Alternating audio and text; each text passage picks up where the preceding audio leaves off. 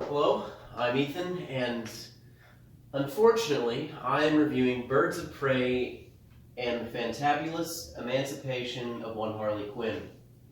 I really hate that full title. Um, it, I think the title reflects my feelings about the movie, really. On the surface, it kind of looks good, the concept of it. I don't know, I'm being honest here, I don't read too deep into the comics. I don't know if Birds of Prey is an original thing or if it's a thing they've been doing for a while. But I still kind of like the idea, Harley Quinn is separated and she has some other companions and they're doing whatever. And then the idea gets ruined with some over-the-top, flashy BS that really just kind of comes off as cringy. Oh, why did I watch this movie? It was $5 at a Tuesday theater. That's why. So let's dive right into it. I'm sure you can tell by my attitude so far. I'm not particularly pleased with this film. But let's start simple. The story: Harley Quinn breaks up with the Joker, and she is trying to live on her own. She does this, or she announces to the world that she's broken up by blowing up Ace Chemicals, where they met and fell in love back in Suicide Squad, if we all remember how terrible that was. Yeah, that's actually a really good comparison. This movie is pretty much a sequel to Suicide Squad, one of the worst superhero movies created in the past 10 years. So, she blows up Ace Chemicals, announces that she's broken up with Joker to everyone, and therefore everyone that's pissed at her is trying to kill her because she doesn't have Joker's protection anymore. So that's Harley Quinn's side of thing. Next there is Cassandra. She is a kid. She pickpocketed a diamond off of Zaz, one of Black Mask's goons.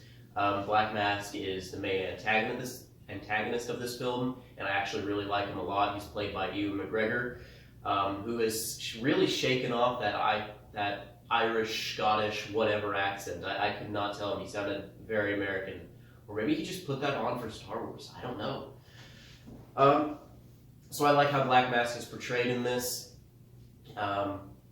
He's real angry, real violent, but at the same time, I don't want to say whiny, but emotionally unstable. There you go. It's kind of fun to watch. I like his character design on this film. But on the flip side, Zaz, I really don't like how he looks in this one. Personally, my favorite Zaz is the one from Gotham. I really like the bald, just completely hairless assassin kind of thing. Because he's still an assassin in this one, but he's more like a hitman. What is it? What's the hitman guy name? 09?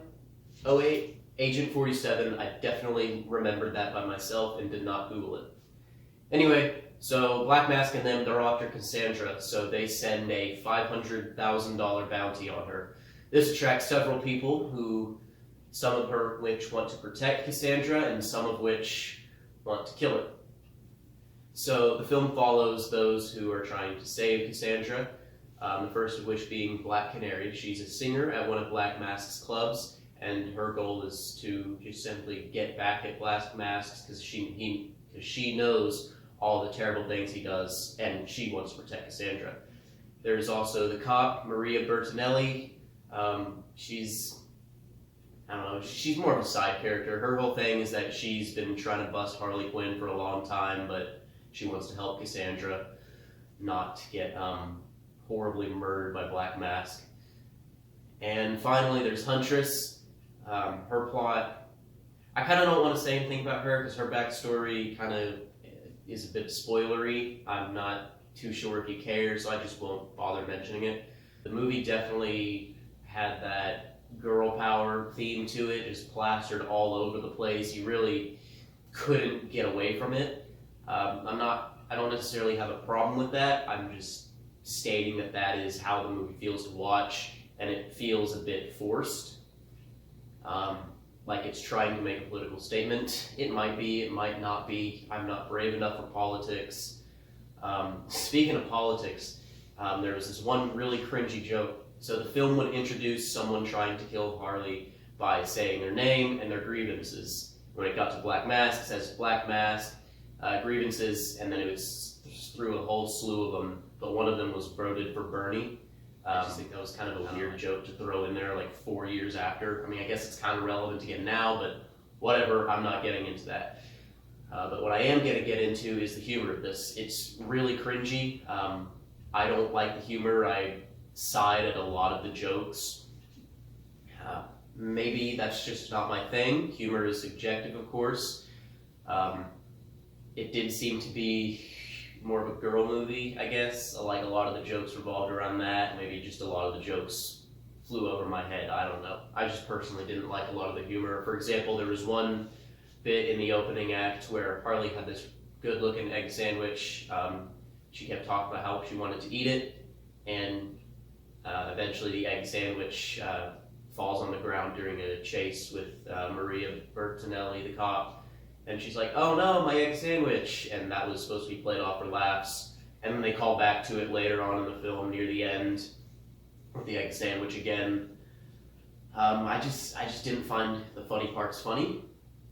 But what I did like about the film, there are some things I did like, was the fighting choreography.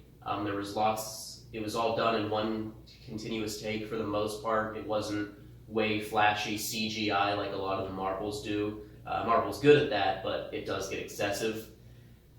There were a lot of colors in some of the fights. One I remember particularly, Harley is raiding a police station and she's got this grenade launcher, but the grenade launcher fires like, I don't know what they were supposed to be, like sandbags that just knock guards out.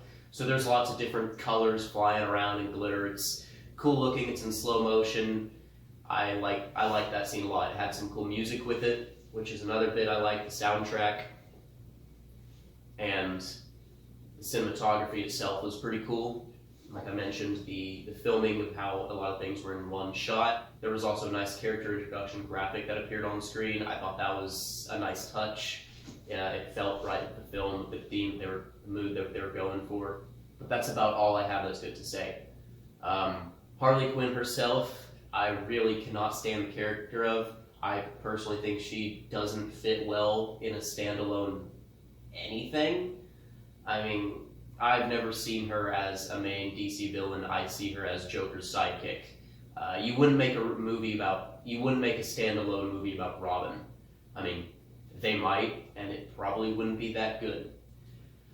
I think Harley Quinn needs the Joker in order to be a good character, but even when she has the Joker, she's not really a good character. I find her really annoying in just about every media that she's displayed in. I'm diving into the character too much. Same problems apply to this film. Also, she has a Boston accent, and I just really hate Boston accents. That's kind of thrown out of nowhere, but I don't know, I could not stand her voice the whole movie. Is this the worst DC film they've done? No. There are worse. Is this the best? Not by a long shot. This movie is really a mixed bag. There are things I like, a lot of things I didn't like. I liked the cinematography, I liked some of the soundtrack, the rest of it was like crappy pop music remixes, but some of it was cool, older rock songs.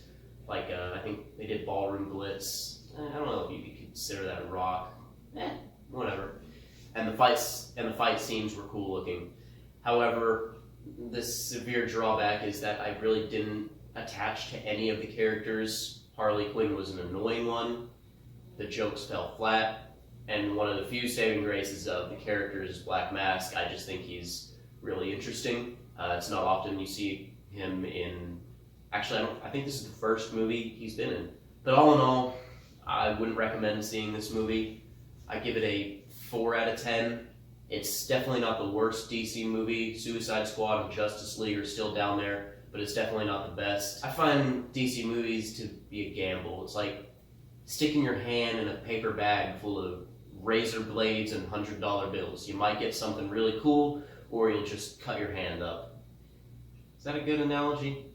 I don't care. Join me next week when I talk about Sonic the Hedgehog.